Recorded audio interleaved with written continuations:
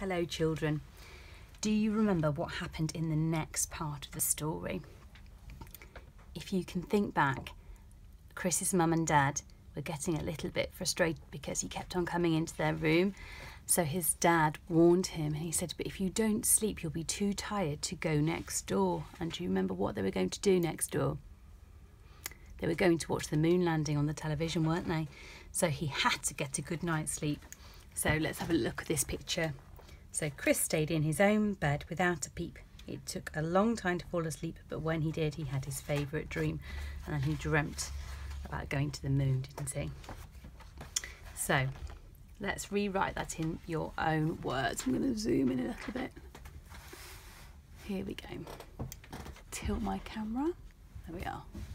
Right. I think I'm going to write the next night because that helps to continue the story, doesn't it? That's called a sentence opener. The next night. Can you see where I'm starting my capital T right on that top brave monkey's branch? The next night.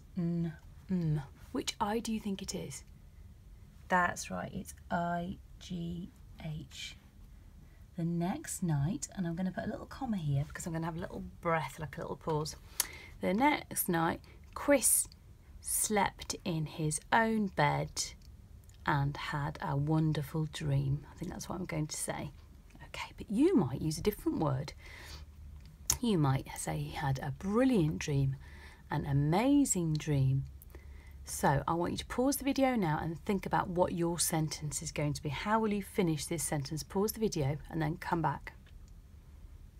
Right, so I'm going to say the next night, Chris slept in his own bed and had a wonderful dream. Chris slept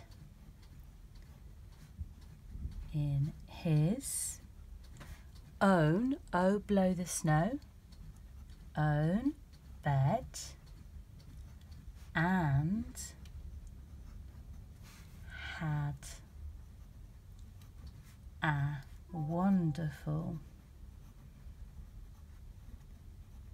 dream. Dream. It's E cup of tea in dream. And what do we need at the end of a full stop? There we go. Right, that's my sentence.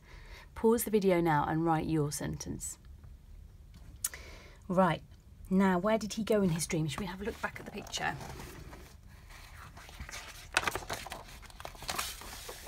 There we are. He went to the moon, didn't he? His spaceship flew all the way to the moon. And there he is on the moon with a flag saying Chris and Albert. Now, shall we borrow one of our brilliant words from last week rather than just say he went into space or he went to the moon? Can you remember any of them? I'm just going to get a little bit of rough paper and see if I can remember some. Can you help me? Can you jot some down as well? Or you can just say them out loud. We had zoomed, whizzed, rocketed, zipped, soared. Did we have any others? That might be about it. Okay, now we've already had zoomed at the beginning of the story, so I'm not going to use that one, but maybe I'll have whizzed. He whizzed to space. Okay, now could we even use one of those onomatopoeic words from last time that we did, like whoosh, that we did with the hat? Maybe we could say whoosh. Whoosh. And what did we need after the word whoosh? Do you remember what we used? That's right, an exclamation mark. Whoosh. He soared into space, I might say that. He soared through space to the moon, or he whizzed to space, or he zipped. I'm going to say whizzed. Whoosh. He whizzed to the moon. Whizzed.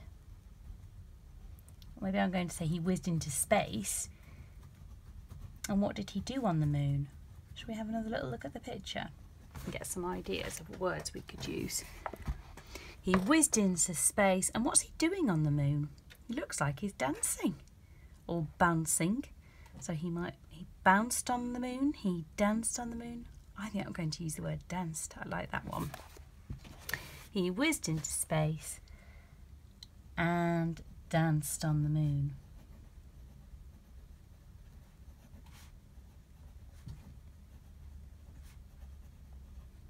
There we go. Let's just have a little think about words that you could use. So we've got all of these words for how he got to space. Now, what could he do when he gets to the moon? He could dance. He danced on the moon. He bounced on the moon. What else could he do? How about raced? He raced on the moon. Stomped. That would be quite a good word. Don't know how easy it would be to stomp on the moon because there's less gravity, isn't there? How about skipped? He skipped on the moon. That would be nice, wouldn't it? Okay. So, your turn now. Here's mine. Whoosh! He whizzed into space and danced on the moon. So you choose a word which describes that movement of his rocket and then how he got into space and what he did when he got to the moon. Okay. Good luck.